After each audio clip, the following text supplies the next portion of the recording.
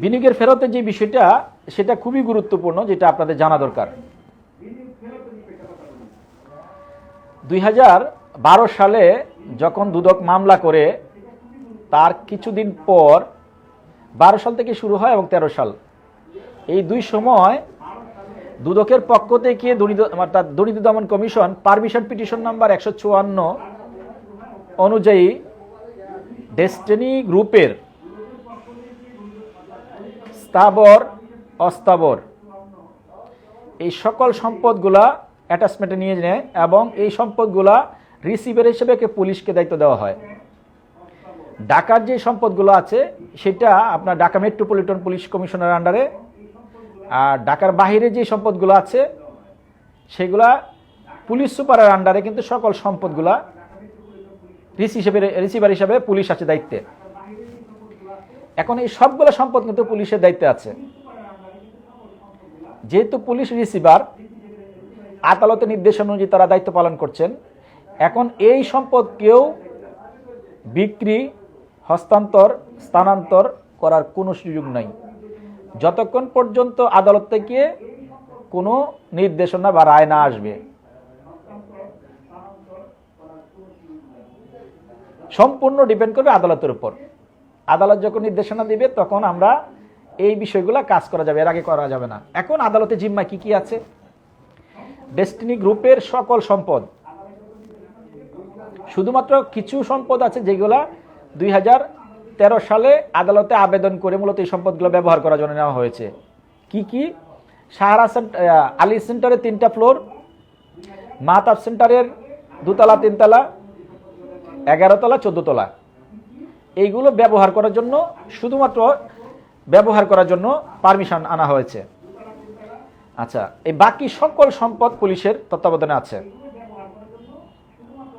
2012 সালে আপনারা জানেন 1 মাসের কথা বলে ডেস্টিনি গ্রুপের 650 অ্যাকাউন্ট, সে সকল অ্যাকাউন্ট কিন্তু স্থগিত করে রাখা হচ্ছে। এখনও কিন্তু এইগুলো কিন্তু রানিং করা হয়নি, সকল স্থগিত আছে। 106টা গাড়ি, আমাদের আইনজীবীদের মাধ্যমে যেটা জানতে পেরেছি, 106টা গাড়ি, সকল গাড়ি কিন্তু পুলিশের জিম্মায় আছে। তাহলে এই সবগুলো বিষয় এখন পুলিশের জিম্মায়। আমরা সম্প্রতি টাকা ফেরতের বিষয়ে অনেকেই কিছু বিষয় দৌড়াদৌড়ি করতেছেন, টাকা ফেরত দেওয়া হচ্ছে না। বিষয়টা কিন্তু এরকম না। আপনারা জানেন জনাব রফিকুল আমিন স্যার বের হওয়ার পর মূলত বলেছেন যে আমরা টাকা ফেরত দেওয়ার জন্য বদ্ধপরিকর, এবং এই টাকা ফেরত দিতে গেলে অবশ্যই যেটা করতে হবে, মাননীয় আদালত সমস্ত ব্যাংক অ্যাকাউন্ট খুলে দিতে হবে, এরপর হচ্ছে সম্পদগুলা বুঝিয়ে দিতে হবে, পুলিশের মাধ্যম থেকে এনে বুঝিয়ে দিতে হবে, এবং টাকা ফেরত দেওয়ার জন্য আদালত থেকে জনাব রফিকুল আমিন আলহাজ মোহাম্মদ হোসেনকে নির্দেশনা প্রদান করতে হবে, তাহলেই টাকা ফেরত দেওয়া সম্ভব। এখন উনি যে বের হয়েছেন, উনি কি বসে থাকবেন? উনি বসে থাকবেন না, উনি ওনার কার্যক্রম এগিয়ে নিয়ে যাচ্ছেন, যে আদালত থেকে নির্দেশনা আসার পর যেন টাকাগুলা দ্রুত ফেরত দেওয়ার ব্যাপারে কাজ করা যায়। সেই ক্ষেত্রে উনি অনেক দূর কাজ আগাচ্ছেন, নিয়মিত বৈশাখীতে বসে অফিস করছেন, এবং টাকা ফেরত দেওয়ার আগে আদালত যদি নির্দেশনা দেয় সেক্ষেত্রে কি কি করা লাগবে সেই প্রক্রিয়ার কার্যক্রম শুরু করছেন। যেমন প্রতিদিন সারা বাংলাদেশ থেকে ডিস্ট্রিবিউটর আসতেছে, তাদের দুঃখ কষ্ট, তাদের যে বিভিন্ন সমস্যাগুলো এগুলো শুনতেছেন এবং কি কি সমাধান দেওয়া যায় সে ব্যাপারে কাজ করতেছেন। এবং এখানে আরেকটা গুরুত্বপূর্ণ মজার বিষয় বলি, আমরা দৈনিক ডিস্ট্রিক্টের পক্ষ থেকে ওনার কাছে জানতে চেয়েছিলাম যে টাকা ফেরত দেওয়ার বিষয়ে বা কি বিষয়ে, তখন বলেছি যে যখন আদালত নির্দেশনা প্রদান করবেন তখন আমরা টাকা পয়সা সকল বিনিয়োগকারীদের টাকা পয়সা ফেরত দেওয়ার চেষ্টা করব, ব্যবস্থা করব। তবে আপনারা যারা আছেন, ইঞ্জিনিয়ার শহীদ ভাই এবং আমাদেরকে বলেছেন যে আপনারা সবার পরে টাকা নেবেন, এবং স্যার এটা বলেছেন যে হ্যাঁ আমরা চেষ্টা করব। এরপরেও কিছু কিছু এমন কিছু ব্যক্তি আছে যাদের অবস্থা খুবই শোচনীয়, তাদেরকে কিছু কিছু দেওয়ার জন্য সেটাও একটা তালিকা করবেন। তালিকা করার পর যখন নির্দেশনা আসবে তখন উনি টাকা পয়সা ফেরত দিবেন। এবং কাদের কথা বলছি বিষয়টা খেয়াল করেন, দীর্ঘ 2012 সাল থেকে আজ অবধি পর্যন্ত তারা এখান থেকে অনেক কষ্ট করে মানবত জীবনযাপন করতেছে। তারপর এই প্রতিষ্ঠানকে সহযোগিতা করার জন্য, রফিকুল আমিন স্যার বের হওয়ার জন্য, চেয়ারম্যান স্যার বের হওয়ার জন্য তারা তাদের সাধ্য মতো যতটুকু পারতেছে টাকা পয়সা দিয়ে যাচ্ছে, তাইলে অবশ্যই তাদেরটা অগ্রাধিকার পাওয়া উচিত। সেটার বিষয়ে স্যারা বলছে যে হ্যাঁ হ্যাঁ আমরা তাদের তালিকাটা করব, তাদেরকে নিয়ে আমরা চেষ্টা করব কিছু করা যায় কীভাবে। কিন্তু আপনারা যারা বিনিয়োগ করেছেন, আমরা যারা বিনিয়োগ করেছি সারা বাংলাদেশে, সকলের একটা জিনিস মাথায় রাখতে হবে। 1 নাম্বার হচ্ছে ব্যাংক অ্যাকাউন্ট খুলে দিতে হবে, 2 নাম্বার হচ্ছে সকল সম্পদ বুঝিয়ে দিতে হবে, ফাইনালি আদালত থেকে নির্দেশনা প্রদান করতে হবে যে টাকা পয়সা ফেরত দেওয়ার ব্যাপারে। তাহলেই কেবল টাকাগুলো দেওয়া সম্ভব হবে। আদালতের আদেশ অমান্য করে তো টাকা পয়সা ফেরত দেওয়ার কোনো সুযোগ নেই, এটা আপনারা সকলেই জানেন। মাল্টিপারপাসের যে রায়টা হয়েছে, এই রায়টাও আপনারা জানেন যে বর্তমানে হাইকোর্টে পেন্ডিং আছে। এটারও একটা সুরাহা আসবে, যেহেতু এমডি স্যার বের হয়েছেন, চেয়ারম্যান সাহেব বের হয়েছেন, তাহলে এখান থেকে নির্দেশনা আসলে তখন আপনাদের টাকা পয়সা ফেরত দেওয়ার ব্যাপারে একটা প্রক্রিয়া শুরু হবে। তাহলে এই বিষয়গুলো আমাদেরকে সবাইকে একটু মাথায় নিতে হবে। অনেকেই এরকমভাবে চিন্তা করতেছেন যে মনে হয় টাকা পয়সা এখনই দেওয়া শুরু হচ্ছে, আমরা দ্রুত একটু যোগাযোগ করি টাকা পয়সা নেওয়ার ব্যাপারে। না, এটা একদমই এখনো করা যাবে না, কারণ এটা হয়নি এখনো সময়। কারণ অনেকেই বাহির থেকে অনেক ধরনের মন্তব্য করতেছে।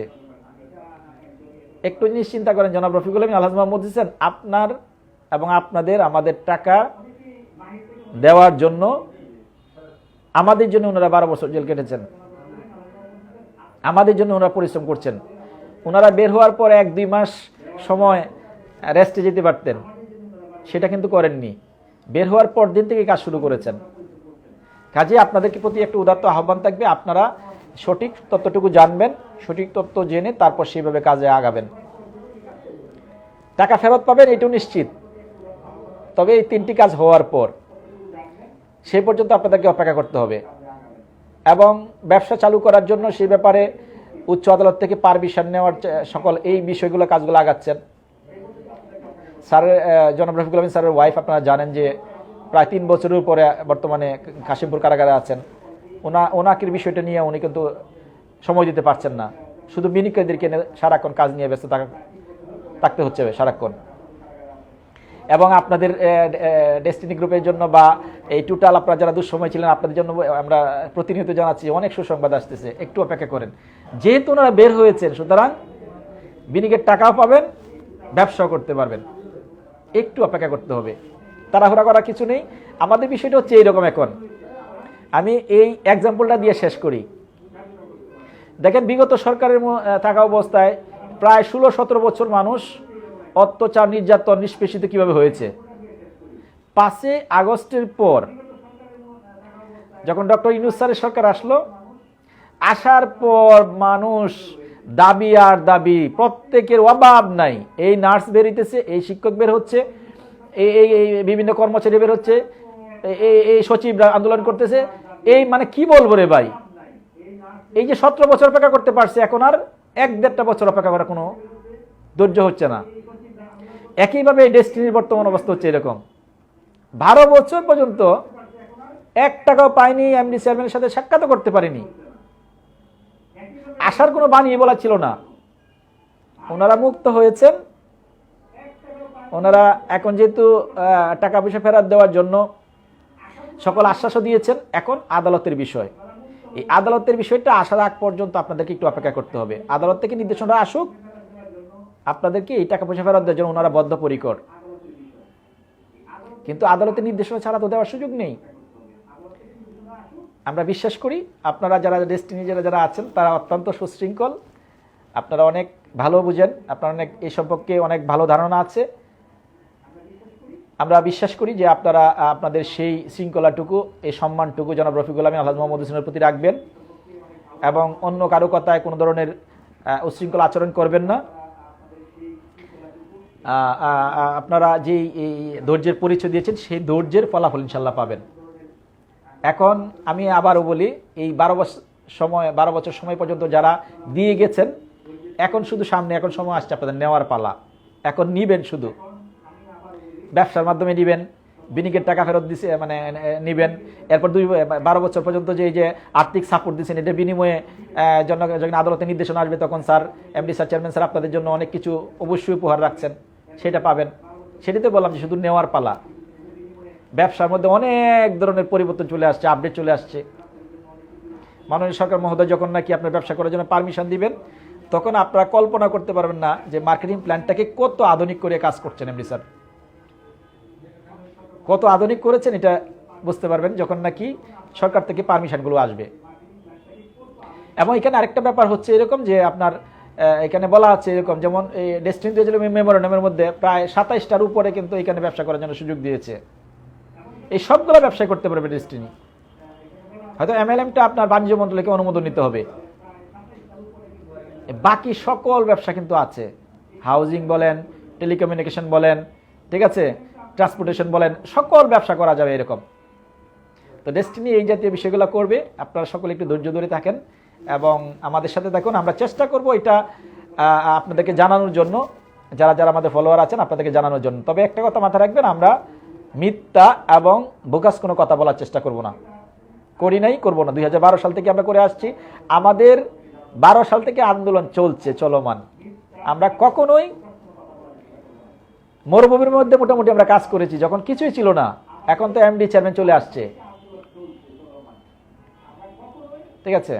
তো সেই বিষয়টাকে আপনাদেরকে মাথায় রাখতে হবে, ঠিক আছে। ধৈর্য ধরেছেন, মানুষ অনেক কথা বলবে, উপদেশ দেওয়া সহজ, উপদেশ দেওয়া সহজ, বাস্তবায়ন করা মহা কঠিন, এটা মাথায় রাখতে হবে। আপনি ঘরের মধ্যে বসে থেকে অনেক সুন্দর সুন্দর উপদেশ দিতে পারবেন, কিন্তু যারা ফিল্ডে বাস্তবায়ন করে তারা বুঝে যে কত দানে কত চাইল। কাজেই সমালোচনা না করে আপনি আপনার কাজ করে যান। আপনি যদি বুদ্ধিমান হন, আপনার এইগুলার শোনার সময় আপনি আপনার কাজ করে যাবেন।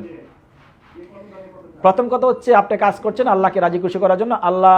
আল্লাহ যদি রাজি খুশি থাকেন, আপনি কে কি বললো এগুলো নিয়ে চিন্তা করে লাভ নাই। আপনার নিজের বিবেককে প্রশ্ন করেন যে আপনি কি করছেন। দ্বিতীয়ত প্রথম বিষয় হচ্ছে, সেটা হচ্ছে এই প্রতিষ্ঠানে কর্ণধার জনাব রফিকুল আমিন, আলহাজ মোহাম্মদ হোসেন, ওনারা যদি আপনার কাজের জন্য যদি সকল ব্যাপারে যদি আপনাকে সাপোর্ট দেন, সম্মতি প্রদান করেন, আপনি আপনার কাজ করে যান। পিছনে সামনে ডাইনে বামে কে কি বললো এগুলো শোনার সময় নেই। তবে এমডি এবং চেয়ারম্যানের কথার বাইরে কোনো কাজ করা যাবে না। এইটি হচ্ছে আমার প্রথম সর্বশেষ বিষয়। ভালো থাকুন সবাই, সুস্থ থাকুন। আমি অল্প সময়ে আপনাদেরকে মেসেজগুলো দেওয়াটা খুব বেশি প্রয়োজন মনে করছি, সেই জন্য জানানোর চেষ্টা করেছি। অনেকেই মানে এই লাইভের পর থেকে মোটামুটি অনেকেই কিছু তথ্য সঠিকভাবে ধারণা না থাকার কারণে অনেকে মনে করছে যে টাকা পয়সা ফেরত দেওয়া শুরু করছে হয়তো বা ব্যবসা শুরু হয়ে গেছে। না, বিষয়গুলো এরকম না। আবারও বলছি, তাহলে সর্বশেষ একটু মানে উপসংহারে আসি। প্রথম কথা হচ্ছে, আপনি আপনার মাল্টিপারপাসের যে সদস্য বা ভোটার, এটা নবায়ন করার জন্য আপনি 3 ভাবে করতে পারেন। এক, আগারগা সমবায় বা অধিদপ্তরের যে ভবনটা আছে এই ভবনে গিয়ে 2য় তলায় ওনাদের এখান থেকে করতে পারেন, নাম্বার 1। 2 নাম্বার হচ্ছে অনলাইনে করতে পারেন। 3 নাম্বার হচ্ছে সাহারা সেন্টারে লেভেল 7-এ আজম ভাইয়ের সাথে যোগাযোগ করে এখান থেকে করতে পারেন। এটা হচ্ছে ভোটার তালিকা 2025-এ হালনাগাদ করার বিষয়। 3 নাম্বার বিষয় হচ্ছে এটা করতে হবে, এটা ম্যান্ডেটরি না, চাই করলে ভালো, না করলে সমস্যা নাই।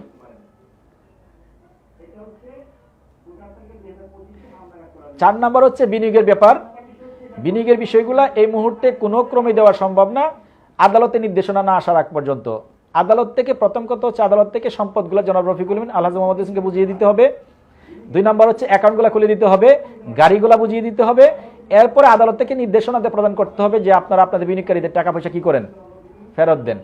তখন কোম্পানি ম্যানেজমেন্ট রেখে কিভাবে ফেরত দিবে ওই প্রক্রিয়া শুরু করবেন। এই হলো 4টা বিষয়।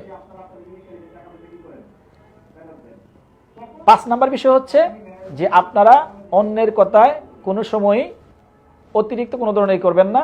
এমডি এবং চেয়ারম্যান যা বলবে আপনারা সেই অনুযায়ী কাজ করবেন। পিছনে যা যা বলে এগুলো একদমই কর্ণপাত করা উচিত হবে না, যেটা আমরা করি না। ভালো থাকুন সবাই, সুস্থ থাকুন। এই অসময়ে লাইভে আসার জন্য আপনাদেরকে জানানোর বিষয়টা প্রয়োজন মনে করছিলাম, সেই জন্য আপনাদেরকে জানালাম। আমি জানি যে এটা আপনারা অবশ্যই আপনাদের মানে উপকারে আসবে। আপনাদের যারা যারা পরিচিত, অন্য যারা যারা বিভিন্ন ধরনের প্রশ্ন করেন, যেমন একটার পর একটা ফোন আসতে থাকে, তাদের উদ্দেশ্যে বলবো লাইভটা আপনারাও দেখেন এবং অন্যদেরকে দেখানোর জন্য চেষ্টা করেন। একজন ব্যক্তি কতজনের সাথে ফোনে কথা বলতে পারবে? অল্প কয়েকজন। বাট এই লাইভের মাধ্যমে সবাইকে ছড়িয়ে দিন, যেন আপনারা সকলেই এই বিষয়টা সকলেই জানতে পারে, তাহলে সকলে উপকৃত হবে। দৈনিক ডেস্টিনি থেকে আপনাদের জন্য ডেস্টিনির সম্পদগুলো নিয়ে বা ডেস্টিনির বিষয়গুলো নিয়ে সার্বিকভাবে প্রতিনিয়ত প্রতিদিনই একদিন পরপরই একটা মানে প্রিন্ট মিডিয়াতে একটা নিউজ যাচ্ছে, অনলাইনে যাচ্ছে, পাশাপাশি মাল্টিমিডিয়াতেও যাচ্ছে। আপনারা চোখ রাখুন দৈনিক ডেস্টিনিতে, চোখ রাখুন আমার ডেস্টিনি ফেসবুক এবং ইউটিউব চ্যানেলে। আশা করি যে আপনার সকল আপডেট তথ্যটুকু পাবেন। পথ অনেক, আমরা সত্যের পথে। আসসালামু আলাইকুম ওয়া রাহমাতুল্লাহি ওয়া বারাকাতুহু।